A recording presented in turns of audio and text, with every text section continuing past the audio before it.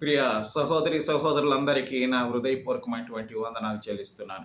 ఈ సమయంలో జోషువ గ్రంథం 1 అధ్యాయము 5వ వచనం చదువుకుందాం. ఈ సమయంలో నీవు బ్రతుకు దినములన్నిటను ఏ మనుష్యుడును నీ ఎదుట నిలవలేకయుండును. నేను మోషేకు తోడయుండునట్లు నీకును తోడయుందును. నిన్ను విడవను, నిన్ను ఎడబాయను. నిబ్బరము కలిగి ధైర్యముగా నుండుము అని వ్రాయబడి ఉంది.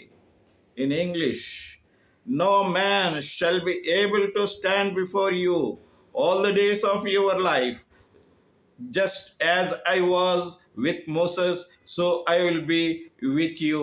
I will not leave you or forsake you అని వ్రాయబడి ఉంది.